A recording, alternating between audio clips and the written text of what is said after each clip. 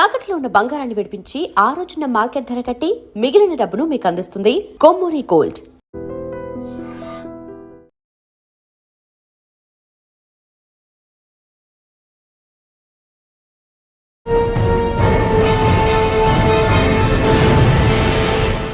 Welcome to I dream. ప్రస్తుతం మన కర్రెగుట్లపై ఉన్నాం.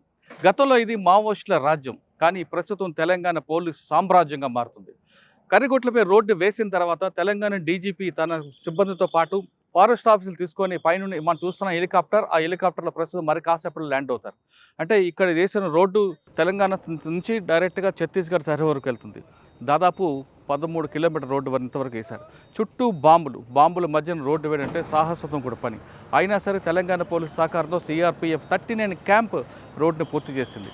ఇప్పుడు మనం చూస్తున్న హెలికాప్టర్లో, ప్రత్యేక హెలికాప్టర్లు హైదరాబాద్ నుంచి తెలంగాణ డీజీపీతో పాటు ఎస్ఐబి, అదేవిధంగా ఇంటెలిజెన్స్ బ్యూరో, వాళ్ళతో పాటు ఫారెస్ట్ ఆఫీసర్స్ అంటే పీసీసీ చీఫ్ కూడా మేడం కూడా వస్తున్నారు. వచ్చిన తర్వాత ఇక్కడ ల్యాండ్ అవుతారు. ల్యాండ్ అయిన తర్వాత ఇక్కడ రిసార్ట్ పెట్టడం చూస్తున్నారు. అంటే ఇక్కడ వీళ్ళందరూ రావడానికి ప్రధాన కారణం కర్రెగుట్ల అనేది మరికొన్ని రోజుల్లో టూరిస్ట్ హబ్గా మారుతుందని దాంట్లో ఎలాంటి సందేశం లేదు. వీళ్ళందరూ ఇక్కడికి వచ్చిన తర్వాత ఫారెస్ట్ ఆఫీసర్ చూసి ఇక్కడ రిసార్ట్స్, వాటర్ ఫాల్స్ పెట్టడం కాకుండా ఇలాంటి కార్యక్రమం పెడితే ఇంత బాగా వస్తుందనే విషయాన్ని ఇక్కడ సర్వే చేస్తున్నారు. ఇక్కడ వాచ్ టవర్ పెడుతున్నారు, అదేవిధంగా వ్యూ పాయింట్ కూడా పెడుతున్నారు. పెట్టిన తర్వాత మరికొన్ని రోజుల్లో ఇక్కడ టూరిస్ట్ హబ్ రెడీ అవుతుంది. రెడీ అయిన తర్వాత టూరిస్టులు అందరూ రావచ్చు అన్నది స్పష్టంగా తెలుస్తుంది. ఇప్పుడు ప్రత్యేక చాపర్లో డీజీపీ గారు, అదేవిధంగా ఎస్ఐబి చీఫ్తో పాటు ఇంటెలిజెన్స్, ఎడిషనల్ డీజీ ఇంటెలిజెన్స్, ఆయనతో పాటు చంద్రశేఖర్ రెడ్డి గారు, పీసీసీ చీఫ్ మేడంతో పాటు మరికొన్ని ఆఫీసర్లు ల్యాండ్ అవుతున్నారు. ఇక్కడ ల్యాండ్ అయిన తర్వాత ఇక్కడ ఒక శంకుస్థాపన కార్యక్రమం చేపట్టి ఆయన తర్వాత ఇక్కడ ఐ క్యాంప్ పెడతారు. ఐ క్యాంప్తో పాటు కవర్స్ పెట్టి అక్కడి నుంచి డీజీపీ చౌదరి రెడ్డి గారు హెలికాప్టర్ ప్రత్యేక చాపర్లో ల్యాండ్ అవుతారు.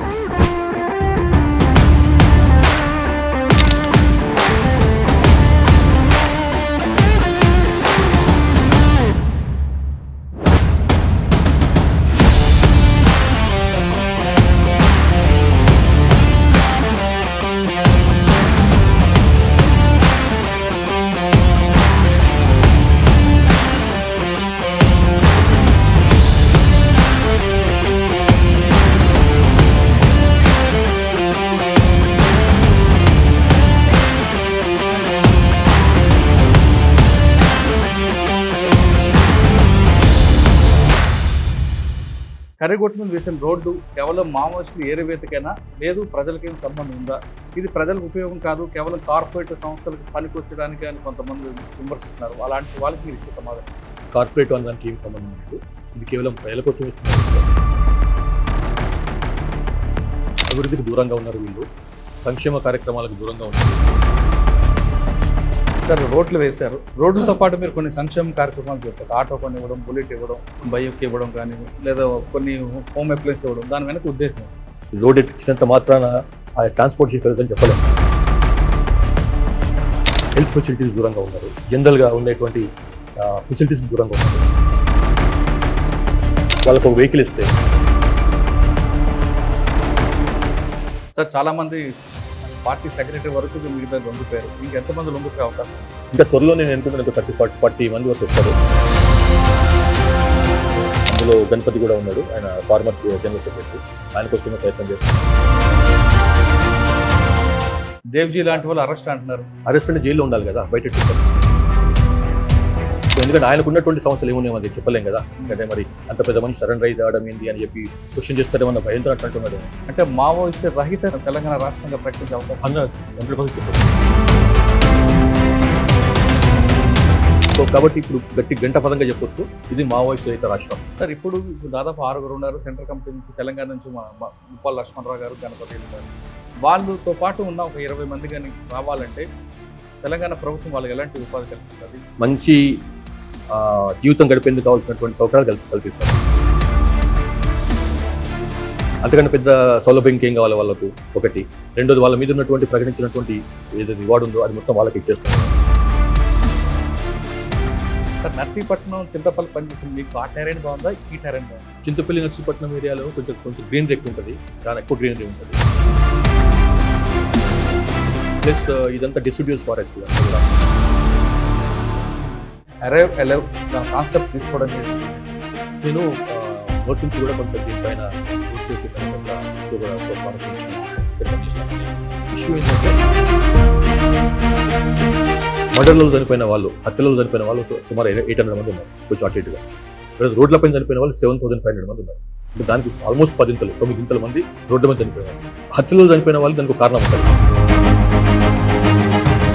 జస్ట్ ఇంట్లోకి వెళ్ళి బయటికి వెళ్తాడు, ఒక గంట తర్వాత ఇంటికి ఇన్ఫర్మేషన్ వస్తుంది, మీ వాడికి ఇట్లా అయింది, చనిపోయినారు అని చెప్పి. సో దానికి కారణం లేదు కదా. కాబట్టి ఇది సైబర్ క్రైమ్ విక్టిమ్ కాకుండా ఉండాలంటే మీరు చెప్పే మెసేజ్. సిటిజన్ ఉన్నాడు, ఆయన జాగ్రత్త ఎక్కువ. ఆయన జాగ్రత్త పడితే సైబర్ క్రైమ్కి అయ్యే అవకాశమే లేదు. Welcome to I dream. ప్రస్తుతం మనం కర్రెగొట్టలో ఉన్నాం. గతంలో మావోయిస్టుల అడ్డాగా పేరున్న కర్రెగొట్టలు ఇప్పుడు పోలీసు రాజ్యంగా మారింది. దాదాపు నెల రోజుల నుంచి తెలంగాణ పోలీసులు కర్రెగొట్ల పేరు వేసిన చాలా కార్యక్రమాలకి తెలంగాణ డీజీపీ గారు శివధరెడ్డి గారు ఈరోజు తన సిబ్బందితో ల్యాండ్ అవ్వడం, అక్కడ ఎలాంటి కార్యక్రమాలు చేస్తే ఫ్యూచర్లో ఎలాంటి చేయాలి, కేవలం పోలీసు వరకే కాకుండా లా అండ్ ఆర్డర్ కాకుండా ఫారెస్ట్ డిపార్ట్మెంట్ అదే రెవెన్యూ డిపార్ట్మెంట్ సహకారంతో ఏంటువంటి డెవలప్మెంట్ చేయాలి విషయాన్ని డీజీపీ గారు అదేవిధంగా పీసీసీ చీఫ్ గారు రెవెన్యూ డిపార్ట్మెంట్ కలిపి చెక్ చేశారు. డీజీపీ గారు మనతో ఉన్నారు, ఆయన అడిగి చాలా క్లారిటీ తీసుకున్నాం. సార్ నమస్తే అండి. Sir first of all me team నేను గత 2 రోజుల నుంచి చూస్తున్నా కర్రెగొట్టలో రోడ్లు వేయడంలో మీతో పాటు సిఆర్పిఎఫ్ చేస్తున్న వర్క్ మొత్తం హ్యాట్స్ ఆఫ్. అసలు సమ్మర్ పీక్ స్టేజ్లో కూడా వాటర్ దొరకని ఏరియాలో కూడా కొండల టెరైన్ దాన్ని చూస్తే ఎవరు ఒక మనిషి కూడా పోలేని దీంట్లో మీ వాళ్ళు మధ్యాహ్నం రాత్రి సంబంధం లేకుండా కంటిన్యూ ఉన్నారు. బోర్లు వేయడం విషయంలో కానీ ఆ బోర్లు స్వయంగా అంటే ఒక పోలీస్ ఆఫీసర్ ఏంటి బోర్లు వేయడం అన్నది కూడా నేను ఫస్ట్ టైం చూడండి, లాండ్ ఆర్డర్ చేయడం కానీ అదంతా మీరు ఇచ్చిన మోటివేషన్ అనుకున్నాను. సార్ ఇప్పుడు కర్రెగొట్ట మీద వేసిన రోడ్డు కేవలం మావోయిస్టులు ఏరివేతకైనా లేదు ప్రజలకేం సంబంధం ఉందా, ఇది ప్రజలకు ఉపయోగం కాదు కేవలం కార్పొరేట్ సంస్థలకు పనికొచ్చడానికి అని కొంతమంది విమర్శిస్తున్నారు. అలాంటి వాళ్ళకి మీరు ఇచ్చే సమాధానం? ఈ కర్రెగుట్టల్లో ఆ ప్రాంతంలో వేసినటువంటి రోడ్లు కార్పొరేట్ అనడానికి ఏం సంబంధం లేదు. ఇది కేవలం ప్రజల కోసం ఇస్తున్న రోడ్లే. సమస్య ఏంటంటే ఇన్నాళ్ల పాటు నక్సలైట్లు మావోయిస్టులు ఉండటానికి మెయిన్ కారణం అభివృద్ధికి దూరంగా ఉన్నారు వీళ్ళు, సంక్షేమ కార్యక్రమాలకు దూరంగా ఉన్నారు వీళ్ళు, అంటే ఆదివాసులు. అటువంటి టైంలో ఇప్పుడు మావోయిజం అంతం అయిపోయింది, ఆల్మోస్ట్ నక్సలిజం అనేది లేదు. ఈ సమయంలో ఈ ఏరియాలో ఏ ఆదివాసుల కోసమైతే వాళ్ళు ప్రయత్నాలు చేసిందో, పోరాటం చేస్తామని చెప్పుకుంటున్నారో, ఏ అభివృద్ధి లేదని చెప్పి వాళ్ళు చెప్పుకుంటున్నారో, ఆ అభివృద్ధి కార్యక్రమాలు ఆ ఏరియాలోకి చూసుకుపోవాలంటే ముందు కావాల్సింది రోడ్ ఫార్మేషన్. ఎక్కడైనా కానీ అభివృద్ధి కావాలంటే ముందు కమ్యూనికేషన్ వ్యవస్థ అంటే రోడ్ వ్యవస్థ ముఖ్యంగా ఏర్పాటు కావాలి, రోడ్ నెట్వర్క్ డెవలప్ కావాలి. దాంట్లో భాగంగానే ఈ రోడ్ నెట్వర్క్ డెవలప్ చేసిన తప్పిస్తే అది కార్పొరేటివ్స్ వాళ్ళ కోసం అని చెప్పు లేకపోతే ఇంకోటి కోసం అని చెప్పింది కాదు. ఇది పూర్తిగా ప్రభుత్వం చొరవ తీసుకొని, తెలంగాణ ప్రభుత్వం చొరవ తీసుకొని ఈ ఏరియాలో ఒక చాలా గుడాలు ఉన్నాయి, అక్కడ వాటికి అభివృద్ధికి చాలా దూరంగా ఉన్నారు, వాళ్ళకు ఈ సంక్షేమ ఫలాలు అందటం లేదు. వాళ్ళు ఛత్తీస్గఢ్కి వెళ్ళి వచ్చిన వాళ్ళే కావచ్చు కాక, ఛత్తీస్గఢ్కి వెళ్ళి వచ్చి ఇక్కడ సెటిల్ అయిన వాళ్ళే కావచ్చు కాక. కాబట్టి ఆ ఏరియాలో కూడా మనం అభివృద్ధి తీసుకోవాలని అవసరం ఉంది అనే ఉద్దేశంతో రోడ్ వేసిన తప్పిస్తే ఇది కార్పొరేట్ వాళ్ళకి హెల్ప్ చేయాలని ఇంకేదో కారణం వల్ల కాదు. సార్ రోడ్లు వేశారు, రోడ్లతో పాటు మీరు కొన్ని సంక్షేమ కార్యక్రమాలు చెప్పారు. ఆటో కొని ఇవ్వడం, బుల్లెట్ ఇవ్వడం, బైక్ ఇవ్వడం కానీ లేదా కొన్ని హోమ్ అప్లయన్స్ ఇవ్వడం, దాని వెనక ఉద్దేశం. ఇప్పుడు రోడ్ నెట్వర్క్ ఇప్పుడే వచ్చింది, ఇప్పుడే రోడ్ ఇచ్చినంత మాత్రాన ఆ ట్రాన్స్పోర్టేషన్ పెరుగుతుందని చెప్పలేము. రెండో ఇష్యూ ఏంటంటే చాలా ఏళ్ళ నుంచి దశాబ్దాల నుంచి వాళ్ళు ఆ గుట్టలలో వండుకుంటా హెల్త్ ఫెసిలిటీస్ దూరంగా ఉన్నారు. మామూలుగా ఉండేటువంటి జనరల్గా ఉండేటువంటి ఫెసిలిటీస్కి దూరంగా ఉన్నారు. కాబట్టి ముఖ్యంగా హెల్త్ సంబంధించి ఏమైనా ఎమర్జెన్సీ వస్తే ఆ గ్రామాల నుంచి వీళ్ళని తీసుకురావడం కష్టం. రోడ్ వచ్చింది కాబట్టి వాళ్ళకు ఒక వెహికల్ ఇస్తే, ముఖ్యంగా ఈ 3-వీలర్ లాంటి ఆటో రిక్షా లాంటి వెహికల్ ఇస్తే అందులో వాళ్ళు రావచ్చు. రెండోది ఏమైనా సామాగ్రి కొనుక్కోవాలన్నా కానీ, దగ్గరలో ఉన్నటువంటి షాండీలో కానీ అంగళ్ళల్లో కానీ మనం సామాన్ కొనుక్కోవాలనుకున్నా కానీ, లేకపోతే ఏమన్నా సౌదలు తెచ్చుకోవాలనుకున్నా కానీ, గ్రాసరీ తెచ్చుకోవాలనుకున్నా కానీ, కూరగాయలు అవసరం ఉన్నా కానీ వాళ్లకు ఇది బాగా పనికొస్తుంది. ఇంతకుముందు గుట్టలలో రోజుల తరబడి గంటల తరబడి మార్నింగ్ బయలుదేరి ఈవినింగ్ చేరుకునే వాళ్ళు, అట్లా ఇప్పుడు 1-2 అవర్స్లో వచ్చేయచ్చు. సో ఆ కారణం వలన ఆ మొత్తం కమ్యూనిటీకి, ఒక వ్యక్తికి కాకుండా ఆ కమ్యూనిటీ మొత్తం, ఆ ఊరు మొత్తానికి, ఆ కమ్యూనిటీ మొత్తానికి ఆ ఆటోనిచ్చినాం. అట్లాగే ఆటోస్ కొన్నిసార్లు ఆటో కంటే ఎక్కువ కొన్ని టూ వీలర్ అవసరం ఉండొచ్చు, కొన్ని దానికి అర్జెంట్ కొనుక్కరావడానికి కానీ ఇంకేదైనా కానీ. అందుకోసం అని చెప్పి ఆ కమ్యూనిటీకి ఒక టూ వీలర్ కూడా ఇచ్చినాం అనమాట. ఉన్నటువంటి ఆ కమ్యూనిటీలో ఉన్నటువంటి వాళ్ళు, ఆదివాసీ కమ్యూనిటీలో ఉన్న ఆ గూడెంలో ఉన్న వాళ్ళు 2-3 డ్రైవింగ్ నేర్పించేసి, ఆటో నడపడానికి కానీ టూ వీలర్ నడపడానికి కానీ వాళ్ళకు లైసెన్స్ కూడా ఇప్పించేసి వాళ్ళతోని ఈ పనులు చేసుకోవడానికి పనికొస్తున్న ఉద్దేశంతో చేయించడం అనమాట. సార్, కేవలం వాళ్ళకి ఇచ్చిన కేవలం వెంకటాపురం లిమిట్స్ ఏనా, లేదంటే మీకు ఇంకొక 3 బోర్డర్లు కనిపిస్తుంటాయి? చెర్ల వైపు చూసుకుంటే సుకుమా, ఇవన్నీ 3 ఎంట్రీస్ ఉన్నాయి. అక్కడ కూడా డెవలప్మెంట్ కార్యక్రమాలు చేశారు. ఉన్నాయండి. అక్కడ దీనికంటే కొంచెం బెటర్ అక్కడ ఆల్రెడీ కొంత బెటర్ ఉంది. బట్ స్టిల్ అక్కడ కూడా ఇప్పుడు స్టార్టింగ్ చేసినాం. ఇక్కడ దాన్ని అక్కడ ఎక్స్టెండ్ చేయాల్సిన అవసరం ఉంది. అక్కడ మెల్లమెల్లగా స్లోగా తప్పకుండా అది కూడా చేస్తాం. సార్, ఈ రోడ్ వేయడం వల్ల బీజాపూర్కి దాదాపు 40 కిలోమీటర్ తగ్గిపోతుంది. దానివల్ల కార్పొరేట్ వాళ్ళకి ఇంకా ఈజీ ఉంటుంది అని ఒక విమర్శ ఉంది. అది కరెక్ట్ కాదు. ఇది ప్రతి డెవలప్మెంట్ కనుక కూడా ఎప్పుడైనా కానీ చూడండి, తెలంగాణలో ఫర్ ఎగ్జాంపుల్ ఒక 30 ఏళ్ల కింద 20 ఏళ్ల కింద ఎట్లుండే, ఇప్పుడు ఎట్లా ఉన్నది పరిస్థితి. రోడ్ నెట్వర్క్ వచ్చింది, కమ్యూనికేషన్ సిస్టమ్స్ పెరిగిపోయినాయి. దాని అర్థం ఇక్కడ కార్పొరేట్ సెక్యూరిటీ ఏమన్నా దానికోసం చేసినామా, ప్రజల కోసం చేసింది కదా. అట్లాగే ఇక్కడ కూడా అంతే. అది ఒక రకమైనటువంటి కొన్ని వీళ్ళ అమాయకులైనటువంటి వాళ్ళకు కొంత రెచ్చగొట్టి మీరు ఇక్కడ వస్తున్నటువంటి డెవలప్మెంట్ అది మీకోసం కాదు, ఇంకోరి కోసం, ఇది పోలీసులు ఫోర్స్ ఎక్కువ పెట్టడానికి చేస్తుందని. ఇంతకంటే ఎక్కువ పెడతారంటే ఆల్రెడీ లాస్ట్ 3-4 ఇయర్స్ మీరు చూశారు పోలీస్ ఫోర్స్. అంతకంటే ఎక్కువ పెట్టడానికి ఏం లేదు అక్కడ. కాబట్టి అది సరైన వాదం కాదు. కేవలం లా అండ్ ఆర్డర్ ఇష్యూ కాకుండా ఎక్కువ టూరిజం డెవలప్మెంట్ కూడా పోలీస్ సహకరిస్తుంది అనేది ఉన్నదండి. చాలా స్కోప్ ఉంది ఇక్కడ డెవలప్ చేసుకోవడానికి. ఈకో టూరిజం కావచ్చు, లేకపోతే రెగ్యులర్ టూరిజం కావచ్చు. ఎందుకంటే చాలా చలమలు ఉన్నాయి, జలపాతాలు ఉన్నాయి, వాటర్ ఫాల్స్ ఉన్నాయి, ఇట్లా చాలా ఉన్నాయి. డెఫినెట్లీ దానికి సరే సమ్మర్లో కొంత సమస్య ఉంటుంది. బట్ సంవత్సరంలో ఒక 4-5 నెలలు తీసేస్తే మిగతా 7-8 months బ్రహ్మాండమైనటువంటి పచ్చదనం ఉంటుంది, వాటర్ ఫెసిలిటీ ఉంటుంది, చాలా చలమలు ఉంటాయి, వాటర్ ఫాల్స్ ఉంటాయి. కాబట్టి తర్వాత ట్రెక్కింగ్కి, హైకింగ్కి మంచి ఏరియా అది.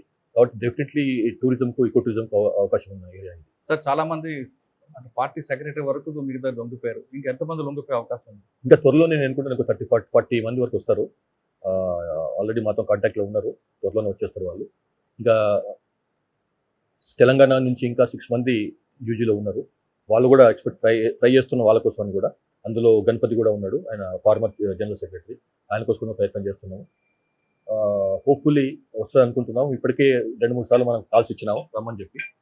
ఇప్పుడు కూడా మరొకసారి మీ ద్వారా మరొకసారి పిలిపిస్తున్నాను.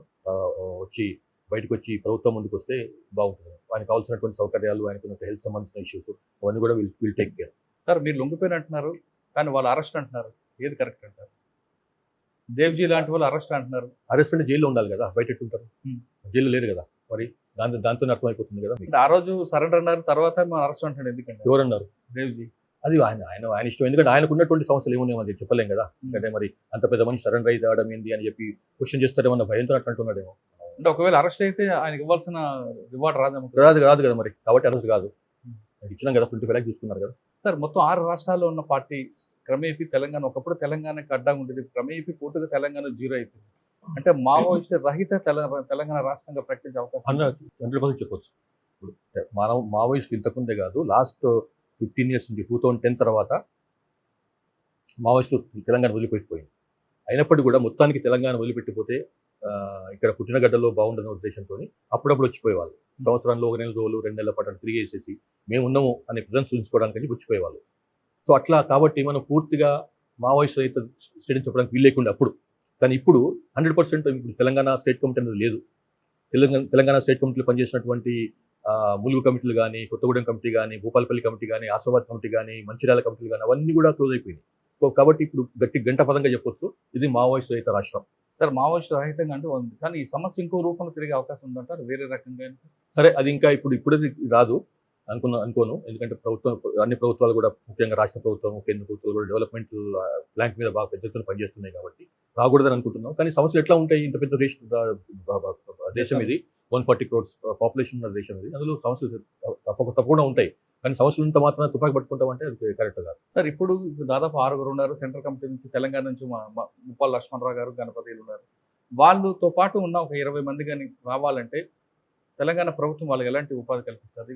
అంటే ముఖ్యమంత్రి గారు చెప్తున్న చాలా విషయాలు కనిపిస్తాయి. అంటే ఉపాధి అనేది కాదు, వాళ్ళకు మంచి జీవితం గడిపేందుకు కావాల్సినటువంటి సౌకర్యాలు కల్పిస్తాము. వాళ్ళ పని ముందు మెయిన్గా ఏంటంటే పోలీస్ కేసులు ఉండవు. అంతకంటే పెద్ద సౌలభ్యం ఇంకేం కావాలి వాళ్ళకు. ఒకటి రెండోది వాళ్ళ మీద ఉన్నటువంటి ప్రకటించినటువంటి ఏదైతే రివార్డు ఉందో అది మొత్తం వాళ్ళకి ఇచ్చేస్తున్నాము. తర్వాత వాళ్ళకి ఏదన్నా చదువుకుంటాం, ఇంకా చదువుకోవాలి మేము, పర్సూ చేస్తాము, మా ఎడ్యుకేషన్ అనుకుంటే అవసౌకర్యం కల్పిస్తాము. తర్వాత ఆరోగ్యపరమైనటువంటి సమస్యలు ఏమైనా ఉంటే దానికి సంబంధించి ఆల్రెడీ ఉన్న వాళ్ళకి ట్రీట్మెంట్ మేము ఇచ్చినాము. దేవజీ కూడా సహా అందరికి ఎవరికైతే ప్రాబ్లమ్ సమస్యలు ఉన్నాయి అందరికీ కూడా ట్రీట్మెంట్ ఇచ్చినాము. బట్ వాళ్ళు కూడా మీరు మంచి హాస్పిటల్లో ట్రీట్మెంట్ ఇస్తాం. నిమ్స్లో కోసం అని చెప్పి వాళ్ళకి ఆరోగ్య కార్డు కూడా తీసుకున్నాం, నిమ్స్లో ట్రీట్మెంట్ ఇచ్చేందుకు అని చెప్పి. వాళ్ళకి ఆ జీవో కూడా వస్తుంది కదా ఇవాళ రేపు. ఆధార్ కార్డులో కూడా ఇస్తున్నాం, ఎస్ అవి కూడా ఇస్తాం. కాబట్టి ఇంక సమస్య ఏముంది, ఇంకో పైకి వాళ్ళు సొసైటీలో నార్మల్ సిటిజన్ లాగా గడిపోవచ్చు. కానీ కొంతమంది యువత ఆ భావజాలంతో వెళ్ళే అవకాశం కనిపిస్తుంది. ఇప్పుడు ఆపరేషన్ కగార్ నడుస్తుంది. ఎక్కడైతే కొన్ని ప్రాంతాల్లో పోలీస్ క్యాంప్స్ ఉన్నాయి కాబట్టి నిశ్శబ్దంగా ఉంది. పోలీస్ క్యాంప్స్ రిమూవ్ అయితే మళ్ళీ ఒకసారి వస్తారా అనేది ఒక అంటే అట్లా అంటూ ఉండొచ్చు, ఎలిమెంట్స్ ఉండొచ్చు, కాదని చెప్పలేము. కొంత ఉండొచ్చు, సరే ఇంకా ఉంటే బాగుండేది, వాళ్ళు ఉంటే బాగుండేది అనుకున్న వాళ్ళు ఉండొచ్చు. కానీ ఇప్పుడున్న పరిస్థితుల్లో మన పునరుత్థానమైనటువంటి సమస్య లేదు, అది లేదు, అవకాశం లేదు. సార్ మీరు నర్సీపట్నం నుంచి పనిచేశారు, ఇప్పుడు ఆపరేషన్ కగార్ వరకు వచ్చారు. చాలా మీకు వ్యాస్ట్ ఎక్స్పీరియన్స్ ఉంది. ఒకప్పుడు పార్టీ అనగానే చదువుకున్న వాళ్ళందరూ ఐడియాలజీతో వెళ్ళేవారు. ఇప్పుడు క్రమైపీ తగ్గిపోవడానికి కారణం అనుకుంటారు. ఇప్పుడు 2004 సంవత్సరంలో కోపడ్ గంధి అని చెప్పి ఆయన సీసీ మెంబర్ ఉంటాయి, ఆయన మనం అరెస్ట్ చేసినాం 2008లో 9లో అనుకుంటా. సో ఆయన అప్పుడే 2004లోనే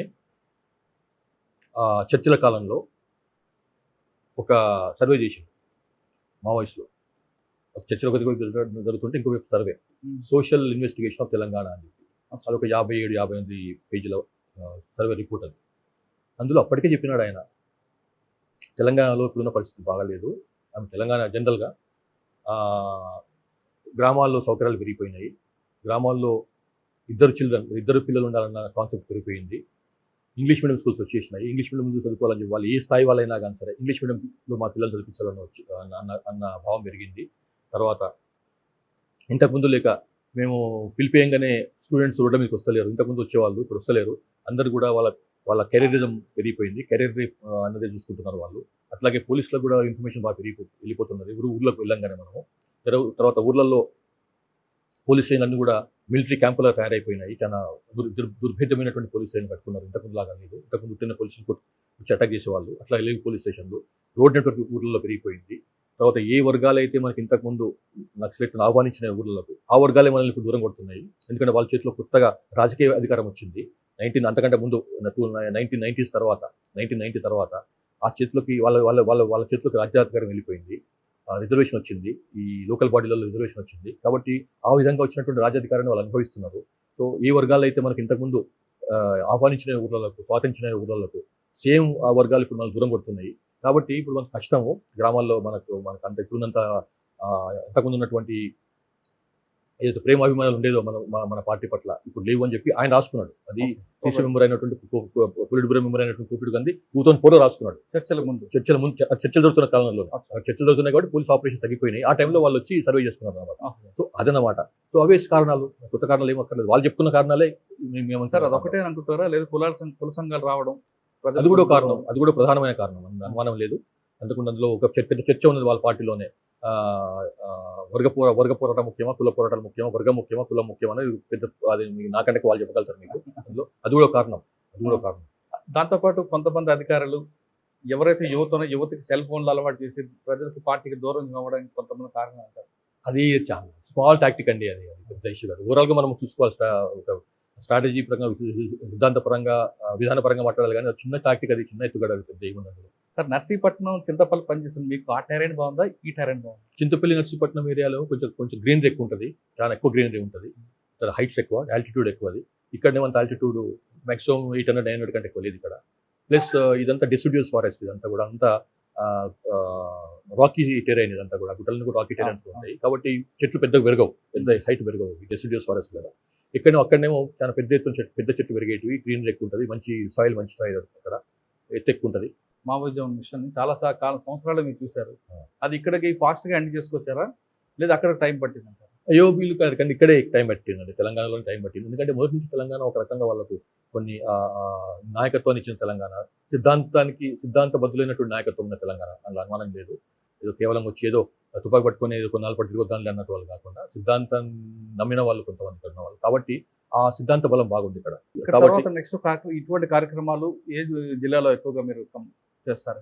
ఇప్పుడు ఇట్లాంటి అంటే మనకు తెలంగాణ మొత్తంలో కూడా ఓన్లీ ఇక్కడ ఉన్నటువంటి ఈ నార్త్ తెలంగాణలో మరీ ముఖ్యంగా ఈ ములుగు జిల్లా, కొంత భూపాలపల్లి జిల్లా, కొంత కొత్తగూడెం జిల్లాలో ఈ సమస్య ఉంది. కొంత రోడ్ నెట్వర్క్ లేకపోవటము, ఆ టెరైన్ కఠినమైనటువంటి రోడ్డు ఉండటము, తర్వాత ఈ గుట్టలు పెద్దగా ఉండటము, దాంతో కొంత సమస్య వచ్చింది. కాబట్టి ఈ ఇక్కడ ఉన్న మిగతా ప్రాంతాల్లో అంత సమస్య అంటే ఉందని చెర్ల వైపు కూడా ఈ కార్యక్రమం డెఫినెట్లీ కంటిన్యూ చేస్తాం.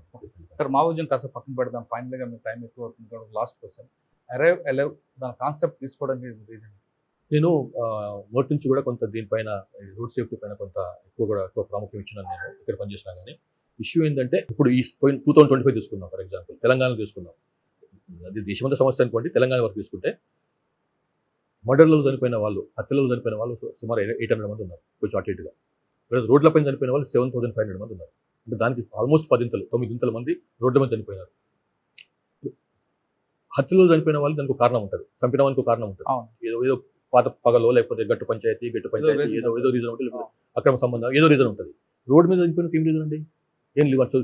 జస్ట్ ఇంట్లోకి వెళ్ళి బయటికి వెళ్తాడు, ఒక గంట తర్వాత ఇంటికి ఇన్ఫర్మేషన్ వస్తుంది, మీ వాడికి ఇట్లా అయింది, చనిపోయినాడు అని చెప్పి. సో దానికి కారణం లేదు కదా. కాబట్టి ఇది తర్వాత రోడ్ మీద యాక్సిడెంట్ అయినప్పుడు ఒక కుటుంబం రోడ్డు పాలైపోతుంది మామూలు స్థాయి వల్ల. అయితే రోడే బ్రెడ్ అన్నారు అనుకోండి, ఇంటికి ఒకటే జీవనం ఎర్న్ చేసేవాడు అనుకోండి, వాళ్ళ పరిస్థితి ఏం కావాలి, వాళ్ళ ఫ్యామిలీ పరిస్థితి ఏం కావాలి, వాళ్ళు కట్టు కాకుండా ఇటు కాకుండా తల్లిదండ్రులు ఉంటారు అనుకోండి, వాళ్ళ పరిస్థితి ఏం కావాలి, వాళ్ళ పరిస్థితి ఏం కావాలి, పెళ్లి కాలేదనుకోండి, తల్లిదండ్రులు మాత్రం అనుకోండి, తల్లిదండ్రులు ఉండి పెళ్లి అయ్యి వాళ్ళ పిల్లలు వాళ్ళ సంగతి ఏం కావాలి, ఇంత ఘోరం కదా వాళ్ళ పని ఒక కుటుంబం. కాబట్టి ఇది ఒక పెద్ద ప్రజా సమస్య. ఇది కేవలం పోలీస్ డిపార్ట్మెంట్, ట్రాన్స్పోర్ట్ డిపార్ట్మెంట్ అని కాకుండా ఇది పబ్లిక్ సేఫ్టీ ఇష్యూ, ప్రజా భద్రతకు సంబంధించినటువంటి అంశం. కాబట్టి దీన్ని టేకప్ చేయాలి. దీన్ని చాలా ఇప్పుడు ఓన్లీ రోడ్డు మీద యాక్సిడెంట్ తగ్గించాలి, డెత్స్ తగ్గించాలి. చాలా యాక్సిడెంట్ ఎట్లా అవుతుందంటే కేవలం మానవ తప్పిదం వల్ల అవుతుంది. చాలా మంది ఏమనుకుంటుంటే రోడ్లు బాగాలేవు, టర్నింగ్ ఉన్నది, అట్లుంది, అది ఉండొచ్చు. కానీ మెయిన్ యాక్సిడెంట్లు కేవలం ప్రజల తప్పిదం వల్లనే, రైడర్స్ తప్పిదం వల్ల జరుగుతున్నాయి అనమాట. కాబట్టి మేమేమనుకున్నామంటే మెయిన్గా 4-5 మొత్తం తీసుకోక్కర్లేదు, మొత్తం ఒక 5-6 ముఖ్యమైనటువంటి తప్పిదాలు ఏమైతే ఉన్నాయో ప్రజలు చేస్తున్నాయి, ముఖ్యంగా రోడ్డు మీద చేస్తున్నవి, వాటిని బాగా ప్రజల్లోకి చేయాలి. ఈ తప్పులు చేయొద్దు, మీరు తప్పులు చేయడం వల్ల మీకు రోడ్డు మీద భద్రత ఉండదు అని బాగా దీన్ని ప్రజల్లోకి తీసుకెళ్లాలి, అవేర్నెస్ క్రియేట్ చేయాలన్న ఉద్దేశంతో ఈ అరైవ్ అలైవ్ ప్రోగ్రామ్ పెట్టినాం. లక్కీగా ఏంటంటే ఆనరబుల్ సీఎం గారిని నేను కోరినప్పుడు, సార్ ఇది పోలీస్ డిపార్ట్మెంట్ పరంగా మాత్రమే చేస్తే బాగుండదు, ట్రాన్స్పోర్ట్ డిపార్ట్మెంట్ పరంగా చేస్తేనే బాగుంటుంది, ఇది కొంచెం రొటీన్ అయిపోయింది. ఏదో నార్మల్గా ఒక బ్యానర్ పట్టుకొని స్కూల్ పిల్లలను తీసుకుని రోడ్ల మీద తిప్పడం, రోడ్డు భద్రత నియమాలు పాటించండి అని చెప్పడం, దానివల్ల ఏం భద్రత ఏం వాళ్ళు తెలవాలి కదా. సో కాబట్టి మేము ఏంటంటే దీన్ని ఇంకొంచెం డీసెంట్లైజ్ చేసేసి ప్రతి ఊరికి వెళ్ళాలి, ప్రతి గడపకి వెళ్ళాలి, ప్రతి మనిషికి మన కాన్సెప్ట్, మన నినాదం వెళ్ళాలి, మీరు జాగ్రత్త డ్రైవ్ చేసి తిరిగి రండి అని చెప్పి. సో ఎప్పుడైతే ఆనరబుల్ సీఎం గారికి నేను చెప్పినో వారు వెంటనే యాక్సెప్ట్ చేసేసి ఇప్పుడు ప్రభుత్వం చేస్తున్నటువంటి ఈ ప్రజాపాలన ప్రగతి ప్రణాళిక ప్రోగ్రామ్ ఇది పెడదాము, ఒక బిగ్ పార్ట్ దీన్ని పెడదాము, ఈ 13th నుంచి 18th వరకు పెడదామని వారు ఒప్పుకున్నారు. దానికి గవర్నమెంట్ కృతజ్ఞతలు ఆనరబుల్ సీఎం గారికి. సో దాంట్లో భాగంగా ఇప్పుడు ఈ నెక్స్ట్ 13th నుంచి 18th అయ్యే ప్రోగ్రాంలో only police department, transport department కాకుండా రైట్ ఫ్రమ్ వార్డ్ మెంబర్ స్థాయి నుంచి, కొత్తగా ఎలక్ట్ అయినటువంటి వార్డ్ మెంబర్ స్థాయి నుంచి ఆనరబుల్ సీఎం స్థాయి వరకు కూడా everybody will participate in this program అనమాట. దాని ఇంపాక్ట్ వస్తుందండి? అట్లా ఇంపాక్ట్ వస్తుంది. ఎందుకంటే ఓన్లీ పోలీస్ డిపార్ట్మెంట్ చేస్తే ఏదో పోలీసుల కార్యక్రమం లేరా అన్నట్టు అనుకుంటుంది. అక్టోబర్ 27 చేస్తుంటే అలాగే ఉంటుంది. ఇప్పుడు ఏంటంటే every wing of the government, political wings, executive wings, తర్వాత కింది స్థాయి నుంచి పైదానికి ఉన్నటువంటి అన్ని శాఖలు కూడా ఇందులో పార్టిసిపేట్ చేస్తే 1 వీక్ పాటు ప్రజలు కూడా పెద్ద ఎత్తున సమాయత్తం చేయాలన్న ఉద్దేశం, మనల్ని పార్టిసిపేట్ చేయించాలన్న ఉద్దేశంతో చేస్తున్నాం. కాబట్టి నేను కూడా తప్పకుండా సక్సెస్ఫుల్ అవుతాను అనుకుంటున్నాను. సార్ మీరు డిపార్ట్మెంట్కి వచ్చినప్పటికీ ట్రెడిషనల్ క్రైమ్, తర్వాత వైట్ కాలర్ అఫెన్స్ అయింది, ప్రజెంట్ సైబర్ క్రైమ్లో వాడు ఫోన్లోనే చేస్తుంటాడు. కాబట్టి పబ్లిక్కి సైబర్ క్రైమ్ విక్టిమ్ కాకుండా ఉండాలంటే మీరు చెప్పే మెసేజ్? దానికి చాలా ఉందండి. ఇప్పుడు సైబర్ క్రైమ్ విక్టిమ్ కాకుండా ఉండాలంటే ముఖ్యంగా ఎవరైతే సిటిజన్ ఉన్నాడో ఆయన జాగ్రత్త ఎక్కువ. ఆయన జాగ్రత్త పడితే సైబర్ క్రైమ్కి అయ్యే అవకాశమే లేదు. రైట్. ఆయన మెయిన్ జాగ్రత్త పడాల్సిన అవసరం ఉంది. దానికి సంబంధించి మనకు భారతదేశంలో ఎక్కడ కూడా లేనటువంటి ఏకైక ఆర్గనైజేషన్, ఒక స్టేట్ నడిపిస్తున్న ఆర్గనైజేషన్ మనకు తెలంగాణ సైబర్ సెక్యూరిటీ బ్యూరో ఉంది. దానికి సపరేట్గా DG rank, additional DG rank ఆఫీసర్లు హెడ్గా ఉన్నారు. అది చాలా లాస్ట్ మీరు చూసి ఉండొచ్చు. భారతదేశం మొత్తంలో సైబర్ క్రైమ్ పెరిగితే తెలంగాణ తగ్గింది. రికవరీ కూడా తెలంగాణ చాలా ఎక్కువ ఉంది మొత్తం దేశం మొత్తంలో. ఎందుకంటే మనం ప్యూర్లీ ఫోకస్గా చేస్తున్నాం కాబట్టి, పూర్తిగా ఒక డెడికేటెడ్ ఒక ఆర్గనైజేషన్ పెట్టినాం కాబట్టి, ఫోకస్తో చేస్తున్నాం కాబట్టి ఈ ఫలితం వచ్చింది మనకు. ఇది ఇంకా డెఫినెట్గా బాగా చేస్తాం, ముందు ఈ సైబర్ క్రైమ్ కంట్రోల్ చేస్తాం. మెయిన్గా ఏంటంటే ఇంతకుముందు చెప్పినట్టుగా సైబర్ క్రైమ్ కంట్రోల్ చేసుకోవాలంటే సైబర్ క్రైమ్ గురి కాకుండా ఉండాలంటే ఆ వ్యక్తి మీద ఉంది. ఇదేవాడు వచ్చి కట్టు పట్టుకొని తీసుకొని రాడు.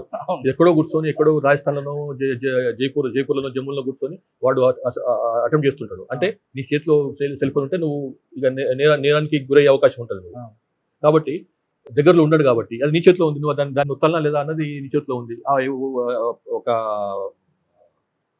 ఫైల్స్ ఒక ఏమంటారు వాటిని వైరస్ ఉన్న ఫైల్స్ ఇస్తాడు, పంపిస్తాడు మీకు. దాని ఏదో మనం తెలియకుండా వచ్చేస్తాం. ఓపెన్ అయిపోయింది, మనం అంత ఓపెన్ అయిపోయినట్టే మనకి. కాబట్టి అది ఒత్తకుండా ఉండాలి. మనకు తెలియని విషయాలు ఉంటే దాని రోజులు పోవద్దు. దీనికి డిజిటల్ లిటరసీ ప్రాబ్లం ఉంది కాబట్టి అంటే అది కరెక్టే. ఇది ఇంతకుముందు ఏంటంటే ఓన్లీ పట్టణాల వరకే పరిమితం అయింది 2-3 ఏళ్ల కింద వరకు. లాస్ట్ ఆల్మోస్ట్ 2 years నుంచి ఏంటంటే ఓన్లీ గ్రామ సభలు కూడా దీనికి గురవుతుంది. గ్రామాల్లో కూడా పెద్ద ఎత్తున వచ్చేసింది ఈ సమస్య. కాబట్టి మనం ఏంటంటే ఇప్పుడు ఈ డిజిటల్ లిటరసీ లాస్ట్ ఫిబ్రవరి నెలలో పెద్ద ఎత్తున స్టేట్ మొత్తం చేసినాం. టీజీసీఎస్బీ వాళ్ళు, సైబర్ సెక్యూరిటీ బ్యూరో వాళ్ళు స్టేట్ మొత్తం చేసింది ఈ లిటరసీని. అంటే ఇదే నేను చెప్పింది ఇంతకుముంది, ఏపీకి ఫైల్స్ ఇచ్చినప్పుడు దాన్ని నొక్కొద్దు, దాన్ని అరెస్ట్ చేయొద్దు, డిజిటల్ అరెస్ట్ ఎవరు చెప్పినప్పుడు పట్టించుకోవద్దు, డిజిటల్ అరెస్ట్ లేదు. ఇట్లా చాలా ఉన్నాయి. ఒకటే ఫిషింగ్ ఎన్నో రకాల ఉన్నాయి అందులో. తర్వాత మనకు ఏమంటారు ఓటీపీ నెంబర్ వచ్చింది మాకు ఇవ్వమని చెప్తాడు. సో ఇవన్నీ కూడా మీకు అనుమానం ఉంటే ముట్టొద్దు దాన్ని. ఇంకా సింపుల్, మీకు అనుమానం ఉంటే ముట్టొద్దు. లేకపోతే తెలిసిన బోండి ఇట్లా వచ్చింది నాకు ఇది ఓకేనా చేయొచ్చు అని చెప్పారు. సో దానివల్ల మన జాగ్రత్త మనకు శ్రీరామ రక్షక ఉంటుంది తప్పిస్తే. ఎందుకంటే ఇది ఫిజికల్ అఫెన్స్ కాదు, ఇది సైబర్ అఫెన్స్. ఫిజికల్ అఫెన్స్ అయితే వచ్చి కత్తి పట్టుకోను, తుపాకి పట్టుకోను, బెదిరించవచ్చు, ఇంట్లో దూరపడి తీసుకుపోవచ్చు. ఇది అట్లా కాదు కదా. మన తప్పులనే ఉంటుంది. మనం కనుక జాగ్రత్త ఉంటే అసలు తప్పు చేసే అవకాశం ఉండదు మనకు. కొంతమంది పార్టీలు అందరూ చాలా మంది వచ్చేసారు, సరెండర్ అయ్యారు, అరెస్ట్ చేస్తున్నారు. కానీ పార్టీ చెప్పిందని మేము వాళ్ళకి అన్నం పెట్టామనో ఇంకో చేసామని మమ్మల్ని తీసుకెళ్లి జైల్లో పెట్టారు గతంలో. ఆ విధంగా జైల్లో మగ్గిపోతున్న మమ్మల్ని భారత పౌరులుగా గుర్తించి తెలంగాణ ప్రభుత్వం మమ్మల్ని సహకరించి బయటికి తీసుకొస్తే మేము హాయిగా ఉంటామని కొంతమంది కోరుకుంటున్నారు. నాకు తెలిసినంత వరకు అయితే తెలంగాణలో అట్లాంటి వాళ్ళు ఎవరు లేరండి. నాకు తెలిసినంత వరకు అయితే పాత కేసుల్లో అరెస్ట్ అయి ఉన్న వాళ్ళు, అంటే యూజీ ఉండి చాలా పెద్ద స్థాయిలో ఉన్న వాళ్ళు ఉంటే ఉండొచ్చు, కొంతమంది ఒకరు ఉండొచ్చు. కానీ ఇట్లా కింది స్థాయిలో బుగబెట్టిన వాళ్ళని అని చెప్పు, లేకపోతే ఆ భోజనం పెట్టినామని చెప్పు, నీళ్ళు పోసినామని చెప్పు, అట్లాంటి వాళ్ళు అసలు లేరు తెలంగాణ. అప్పుడు కూడా మనం పెద్ద సీరియస్ తీసుకోలేదు, ఇప్పుడు అసలే సీరియస్ తీసుకోవాలి. మొత్తం తీసుకుంటే తెలంగాణలో రాబోయే కాలం కూడా మంచిది. ఇప్పుడు మాత్రం తెలంగాణలో మావోయిస్టు రహిత తెలంగాణ రాష్ట్రం అంటున్నారు డీజీపీ శివధర్ గారు. అంతేకాకుండా మావోయిజం కాదు, ప్రస్తుతం సైబర్ క్రైమ్ ఉంది కాబట్టి సైబర్ క్రైమ్లో మన చేతిలో ఉంది కంట్రోల్ అవ్వాలంటే. కాబట్టి సెల్ ఫోన్ వాడేటప్పుడు జాగ్రత్తగా ఉండంటూ డీజీపీ గారు చెప్తున్నారు. ఇది డీజీపీ గారు తెచ్చిన వచ్చే వారు మరో విషయాలు మళ్ళీ కలుద్దాం. అంతగా నమస్తే. Thank you sir. Thank you. iDreams, this police diaries is something very, very valuable towards that. I must really appreciate Murali, your insights. iDreams founder and CEO Chinna Vasudev Reddy గారితోని మురళీధర్ క్రైమ్ స్టోరీస్ చాలా famous అయిపోయినాయి. Gautam Savan garu and Satyanar sir. Good. Well done. I congratulate him for doing so well, and I congratulate him his boss also. So well.